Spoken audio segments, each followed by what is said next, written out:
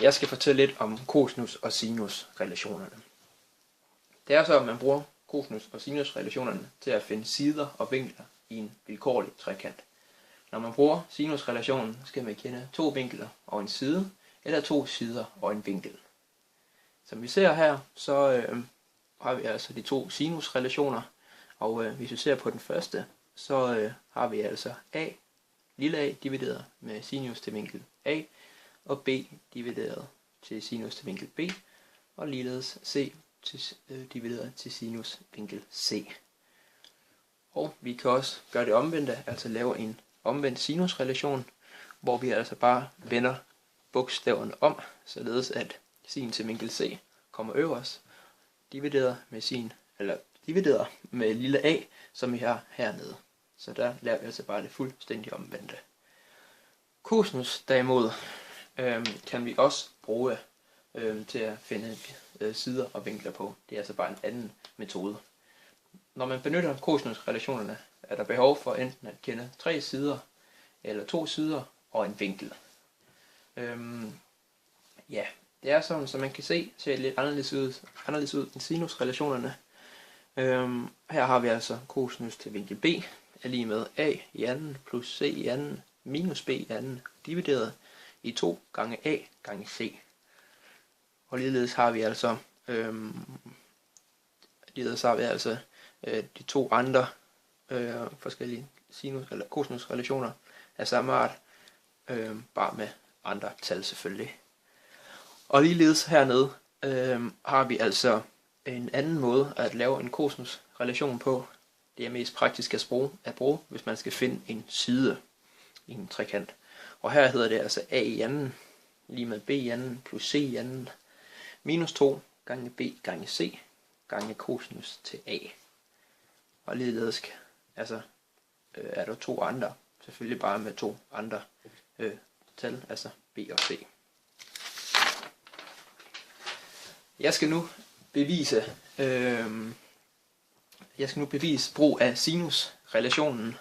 Og først og fremmest så har vi altså lavet en trekant, som vi ser. Og det er sådan, at som vi kan se, så at de tal, som er med stor begyndelsesbogstav, er vinkler, og dem med små begyndelsesbogstav er sider.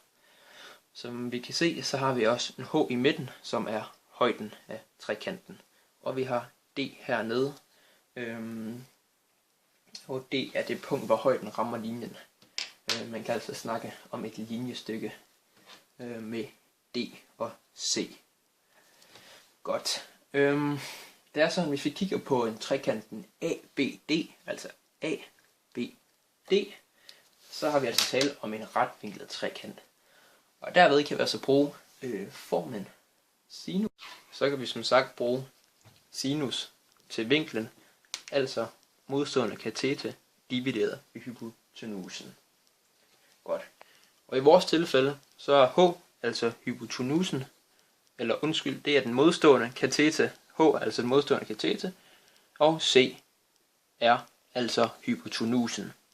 Godt. Vi skal også bruge arealet af en trekant, og herved siger formlen altså en halv gange grundlinje gange højde, og i vores tilfælde er h, her er vi her, højden, og g er grundlinjen. Godt. Vi skal altså nu prøve at bruge det her bevis, eller de her formler i praksis. Og det gør vi altså ved det første eksempel, hvor der vi altså siger sinus til b er lige med h divideret i c, og det er altså den modstående kateter divideret i hypotenusen. Og det er sådan, at vi vil gerne have isoleret h, således at den står alene. Og det kan vi altså gøre ved at sige gange c, som vi har herovre, gange c på begge sider af lighedstegnet, således at vi til sidst får h'et til at stå over på alene på den anden side af lighedstegnet. Og det er sådan, som sagt, så har vi at gøre med retvinklede trekanter, og vi skal jo som sagt have noget vi skal også bruge arealet af en trekant, og det hedder jo som sagt i vores tilfælde en halv gange a gange h som sagt er arealet en trekant. I stedet for h, der indsætter vi så det udtryk, vi har her. Altså i stedet for h, indsætter vi udtrykket, vi har her. Således, at der kommer til at stå t lige med en halv gange a gange sinus til b gange c. Det er altså det første udtryk, vi har. Ja. Godt.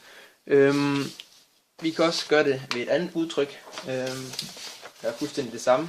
Altså sinus til c er lige med h divideret i a, og det er jo som sagt højden divideret i grundlinjen.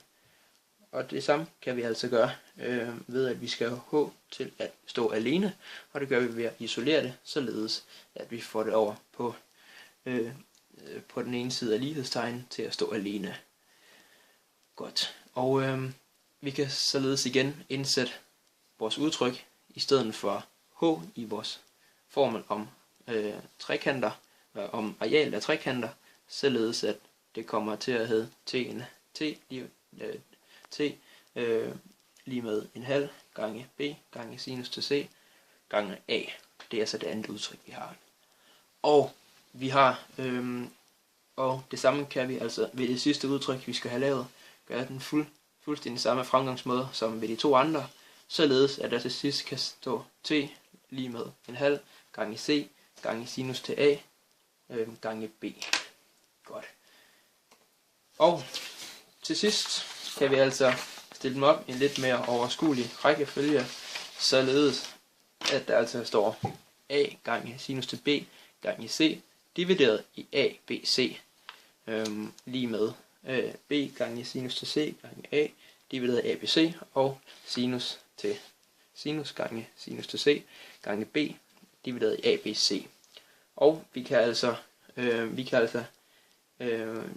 sige, at vi kan altså reducere det her lidt mere, således at a går ud med a, og c går ud med c, således der til sidst vil stå sinus til b divideret i b, og det samme kan vi gøre ved de andre, således at der til sidst kan stå sinus til c divideret i c, og sinus til a divideret i lille a. Og ja, det er altså sådan, at vi har bevist sinusrelationen. Ja, vi er færdige. Tak.